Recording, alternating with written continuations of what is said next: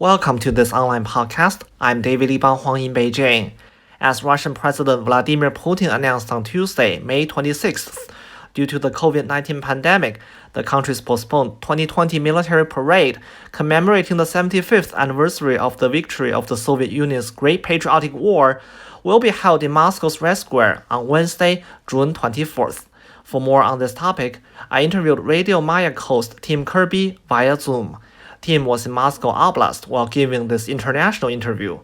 Launched in 1964, Radio Mayak is now part of the All Russia State Television and Radio Broadcasting Company, also known as VGTRK.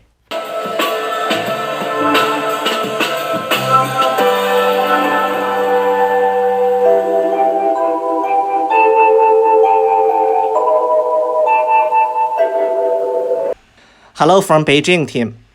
Hello from Moscow, or should I say Chekhov? I'm outside the city, but it's basically Moscow. So you're in Moscow Oblast, right? Yes, correct.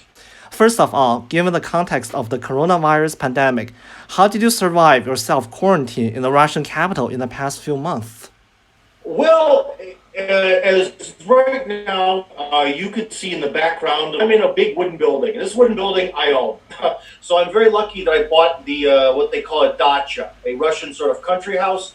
And that really saved my butt because basically without having to being forced to not go to work and be stuck at home, thankfully I had the option to come every weekend, like Friday, Saturday, Sunday, Monday, and spend time at the dacha on my own land and territory where there is no quarantine or isolation, right? And then I would go back to the city Monday nights, spend Tuesday, Wednesday, Thursday working at the computer where the internet is very good. And so basically my situation was a bit easier.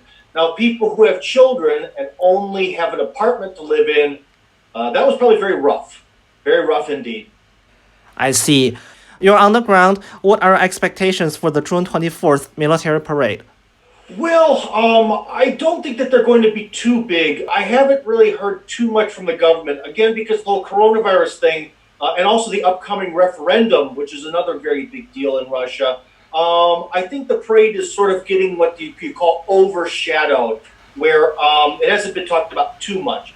But it is important because in another 5 years, it's very debatable how many veterans will be left, if any at all, with so much time having gone by. So for many veterans, this is going to be their sort of last one. And it's important to note that the original first Victory Day parade happened on June 24th, 1945. So that's why that particular day has been chosen. And finally, how do you see the future of the China-Russia relationship? Well, that sort of depends on circumstances. Very often, especially people in Russia, think about international relations as if it's a relationship between people. And although, of course, obviously we're all humans, human beings are much different as individuals and as average common people than our entities and countries and nations and all that. So in a lot of ways, circumstances can really determine what our relationship is. And one of those circumstances that's helped Russia and China, I would say, mend some of the wounds caused by Khrushchev. Because remember, Khrushchev really did a good job of making people in China unhappy with the Soviet Union. But anyways, I think really the key reason why Russia and China have begun working together so positively has been the United States. The United States, after the end of the Cold War, has in a lot of ways just become very heavy-handed, very aggressive in interfering with other countries' business. And obviously, I think China and Russia definitely see their cooperation as being strong, a means of resisting Washington's influence in both countries. Now, does that mean that tomorrow, if Washington were to just vanish or, go to another planet, would Russia and China go to war? No.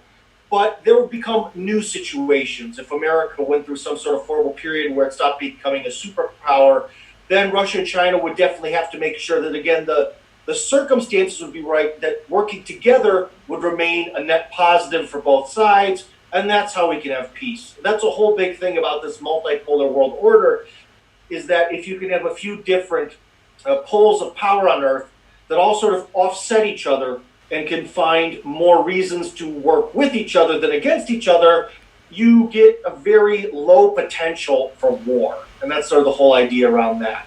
So sorry, that's probably a very long answer, but unfortunately circumstances really determine things. And let's just make sure that no circumstances come up that make Russia and China not get along.